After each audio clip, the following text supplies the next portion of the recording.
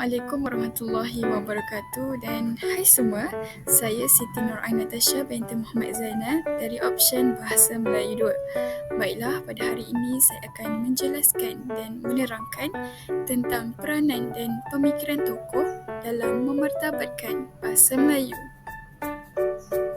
Baiklah, berikut merupakan dua contoh tokoh yang saya ambil, iaitu di sebelah kiri terdapat Munshi Abdullah dan di sebelah kanan pula ialah Profesor Emeritus Datuk Dr.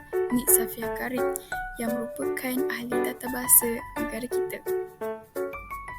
Baiklah, yang pertama sekali saya akan menerangkan tentang latar belakang Munshi Abdullah. Nama sebenar Munshi Abdullah ini adalah Abdullah bin Abdul Qadir Munshi dan lahir pada 1976 Masihi bersamaan tahun Hijrah 1211. Beliau dilahirkan di kampung masjid atau dikenali sebagai Kampung Paling dan beliau juga berasal daripada keturunan Arab dan India. Beliau juga menjadi munshi pada usia 11 tahun apabila mengajar askar-askar Melayu di Melaka. Beliau mengajar askar-askar India dan British bahasa Melayu. Beliau juga mula bekerja dengan bapanya dengan menolong bapanya menyalin dokumen-dokumen penting.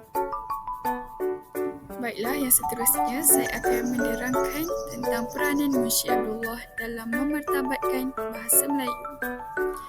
Yang pertama sekali, beliau dilantik sebagai jurutulis dan penterjemah ketika Stamford Raffles membuat lawatan ke Melaka.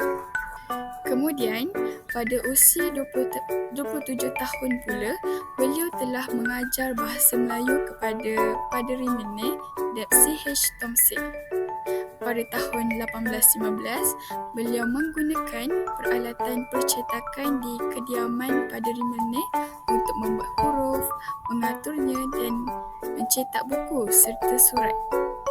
Beliau juga kemudiannya diberi tugas untuk mengumpulkan bahan sastra Melayu lama untuk Raffles serta membawa pulang ke England dan mengkaji adat Cina dan masyarakat Jakun. Kemudian Abdullah mengikuti Raffles untuk ke Singapura dan terus menjadi jurutulis dan jurubahasa Raffles. Baiklah, yang seterusnya saya akan menerangkan pula apakah pemikiran Munshi Abdullah dalam memartabatkan bahasa Melayu. Baiklah, yang pertama, Munshi Abdullah telah menghasilkan karya pertamanya pada tahun 1830 yang bertajuk Syair Singapura Terbakar. Beliau juga bukan sekadar memperlihatkan perkembangan bahasa Melayu tersebut melalui karya kesusasteraan, malah beliau menyedari bahawa pentingnya buku Nahu tersebut. Menurutnya, Nahu sesebuah bahasa yang bukanlah dapat menyelesaikan 100% masalah.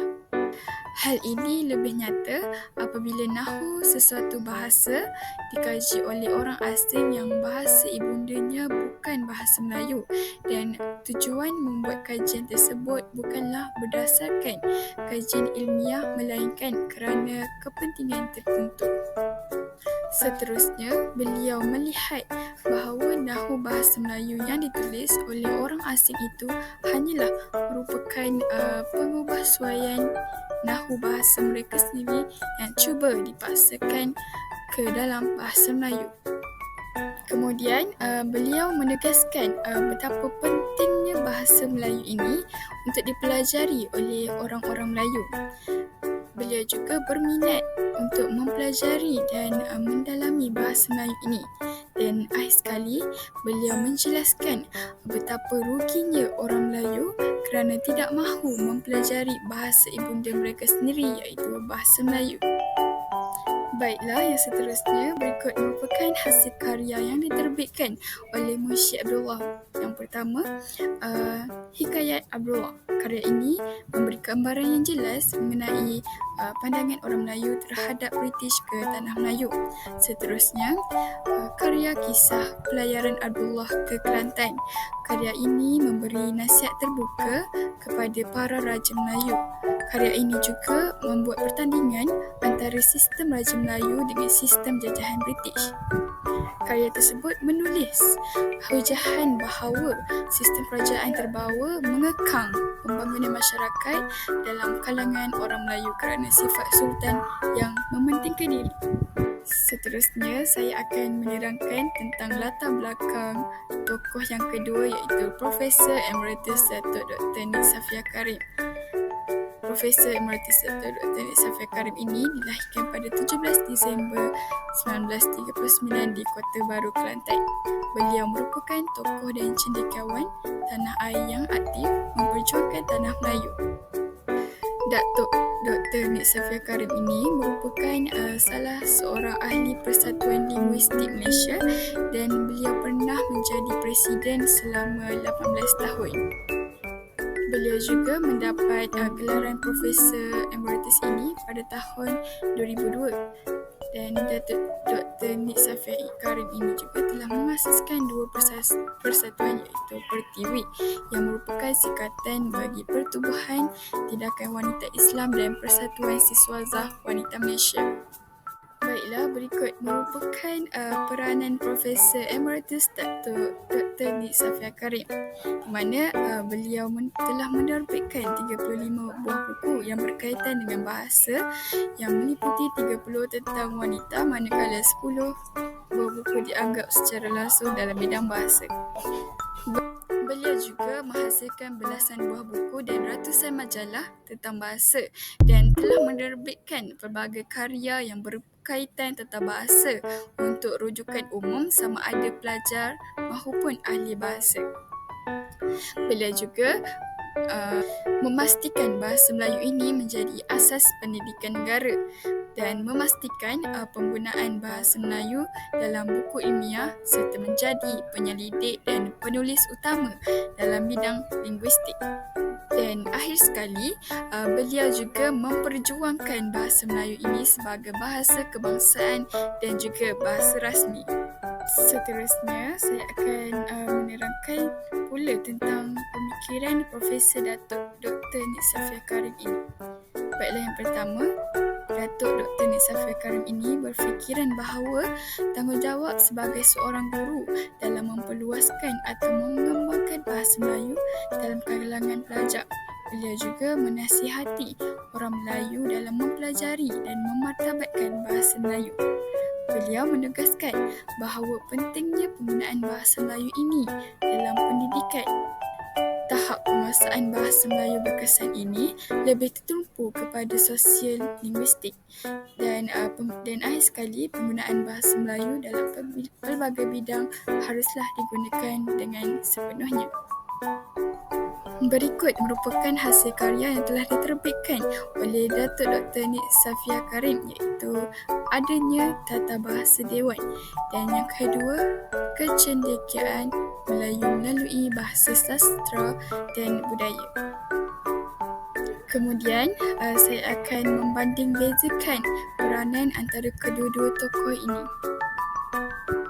Baiklah, saya akan menerangkan persamaan peranan antara kedua-dua tokoh ini iaitu yang pertama, mengembangkan bahasa Melayu melalui penulisan yang mana kedua-dua tokoh ini menggunakan penulisan sebagai medium utama untuk mengembangkan dan memartabatkan bahasa Melayu. Munshi Abdullah menulis karya penting seperti Hikayat Abdullah dan Kisah Pelayaran Abdullah Kelantan yang mendokumentasikan pandangannya tentang masyarakat Melayu serta memperkenalkan bahasa Melayu dalam bentuk tulisan moden pada zamannya. Manakala Nik Safia Karim pula menghasilkan karya-karya ilmiah termasuk tata bahasa Dewan yang menjadi rujukan utama dalam tata bahasa Melayu moden. Seterusnya, yang kedua, memperkukuhkan bahasa Melayu sebagai bahasa ilmu. Nik Safia dan Munshi Abdullah sama-sama percaya bahawa bahasa Melayu mempunyai potensi sebagai bahasa ilmu. Nik Safia Karim terlibat dalam memperkukuhkan bahasa Melayu sebagai bahasa pendidikan dan akademik, terutama melalui penyelidikan dan penulisan dalam bidang linguistik. Manakala Munshi Abdullah pula memperkenalkan bahasa Melayu kepada orang asing dan menjadikannya bahasa komunikasi yang lebih formal dan berstruktur. Dan akhir sekali, yang ketiga, menyebarkan bahasa Melayu kepada pelbagai golongan, di mana kedua-dua tokoh ini berusaha menyebarkan bahasa Melayu kepada masyarakat yang lebih luas. Munshi Abdullah mengajar bahasa Melayu kepada pegawai British dan golongan bukan Melayu pada zamannya dan memperkenalkan bahasa ini kepada masyarakat kolonial.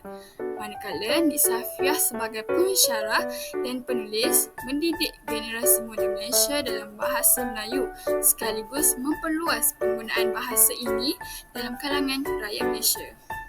Yang seterusnya, perbezaan peranan antara kedua-dua tokoh. Baiklah, yang pertama, peranan dalam pendidikan, di mana Munshi Abdullah adalah seorang guru bahasa Melayu yang mengajar bahasa ini kepada orang asing, terutamanya pegawai kolonial British. Beliau berperanan sebagai penghubung antara budaya Melayu dan kolonial melalui pengajaran bahasa Melayu kepada mereka yang bukan penutur asli. Manakala Nik Safiah Karim adalah seorang akademik dan pensyarah yang mengajar dan menulis dalam bidang linguistik dan tata bahasa Melayu. Beliau memainkan peranan yang besar dalam pembangunan sistem tata bahasa Melayu dan mendidik generasi muda Malaysia untuk memahami dan menghargai bahasa ini sebagai bahasa kebangsaan. Baiklah, yang seterusnya, pendekatan terhadap pengaruh bahasa asing, yang mana Munshi Abdullah ini terbuka terhadap pengaruh bahasa asing, terutama bahasa Inggeris dan Arab, kerana beliau menganggap bahasa asing dapat membantu masyarakat Melayu maju. Beliau juga sering bergaul dengan orang asing dan mempelajari pelbagai bahasa untuk memperkayakan pengetahuannya. Manakala Nik Safiah Karim pula lebih berhati-hati terhadap pengaruh bahasa asing, terutamanya bahasa Inggeris yang dilihatnya sebagai ancaman kepada kedudukan bahasa Melayu.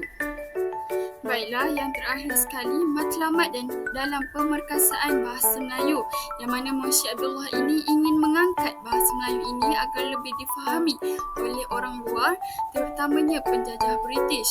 Matlamat beliau adalah untuk menjadikan bahasa Melayu ini sebagai bahasa penghubungan antara masyarakat tempatan dengan penjajah, sekaligus mendokumentasikan aspek budaya Melayu agar difahami oleh orang luar.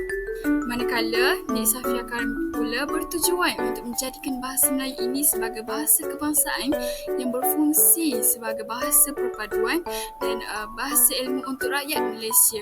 Matlamat beliau adalah untuk memperkukuhkan kedudukan bahasa Melayu dalam sistem pendidikan, pentadbiran dan kehidupan harian. Baiklah, seterusnya saya akan membanding bezakan pula pemikiran antara Munshi Abdullah dengan Profesor Emeritus Datuk Dr. Nik Safiah Karim.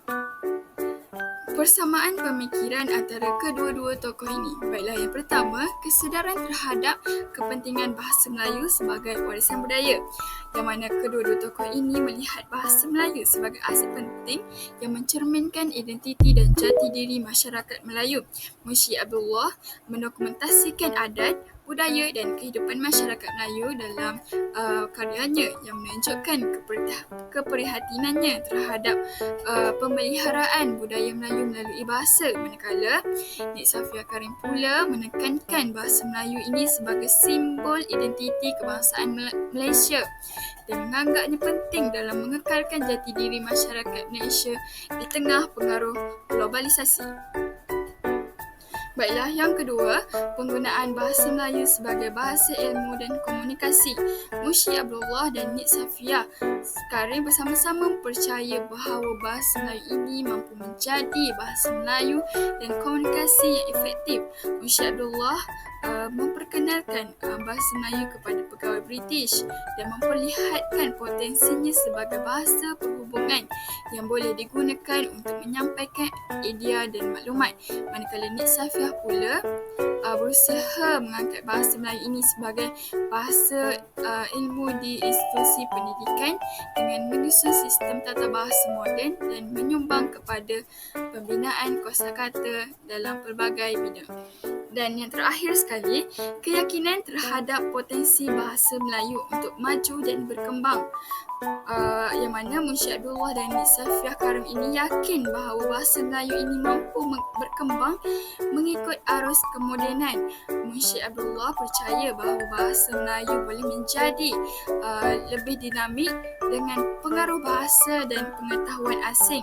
Nik Safiah Karim pula yakin bahawa bahasa Melayu ini dapat menjadi bahasa ilmu yang moden dan relevan, dan oleh itu beliau menyokong pengembangan kosakata bahasa Melayu dalam bidang sains, teknologi dan ilmu moden lainnya. Kemudian, perbezaan pemikiran antara kedua-dua tokoh ini iaitu yang pertama, pandangan terhadap pendidikan bahasa Melayu. Munshi Abdullah memberikan pendidikan bahasa Melayu kepada pegawai kolonial dan masyarakat bukan Melayu dengan tujuan untuk memperkenalkan bahasa Melayu ini sebagai alat komunikasi antara masyarakat tempatan dan penjajah. Manakala Nik Safiah Karim pula sebagai seorang akademik yang berusaha menjadikan bahasa Melayu ini sebagai bahasa ilmu yang relevan dalam pendidikan tinggi. Beliau memperjuangkan kedudukan bahasa Melayu ini sebagai bahasa utama dalam sistem pendidikan Malaysia. Yang kedua pula, pendekatan terhadap jati diri dan identiti Melayu, yang mana Munshi Abdullah memandang bahasa Melayu ini sebagai sebahagian daripada identiti masyarakat Melayu, tetapi tidak terlalu menekankan bahasa Melayu ini sebagai simbol kebangsaan kerana konteks zamannya berbeza dan belum ada konsep nasionalisme moden. Dan manakala Nik Safiah Karim pula melihat bahasa Melayu ini sebagai simbol penting bagi identiti dan perpaduan nasional, terutamanya selepas Malaysia Merdeka. Dan yang akhir sekali, tanggapan terhadap kemajuan bahasa Melayu.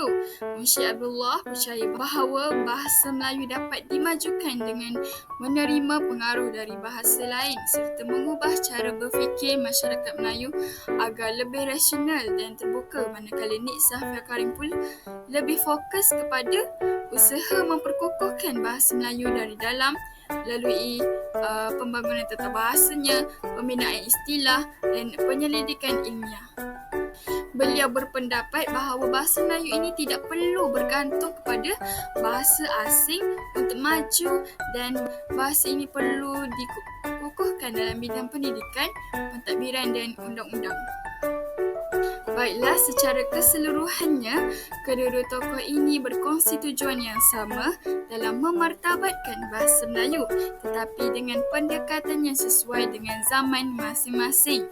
Munshi Abdullah membuka jalan bagi pemahaman dan penerimaan bahasa Melayu dalam kalangan orang luar, sementara Nik Safiah Karim memperkukuhkan bahasa ini sebagai asas identiti dan perpaduan nasional di Malaysia. Peranan dan pemikiran mereka memberi kesan yang mendalam bagi memastikan bahasa Melayu terus dihormati, berkembang dan relevan sepanjang zaman. Baiklah, itu sahaja perkongsian saya pada hari ini. Semoga ilmu yang saya berikan ini bermanfaat untuk kalian semua. Ingat, bahasa jiwa bangsa. Sekian, terima kasih. Assalamualaikum warahmatullahi wabarakatuh.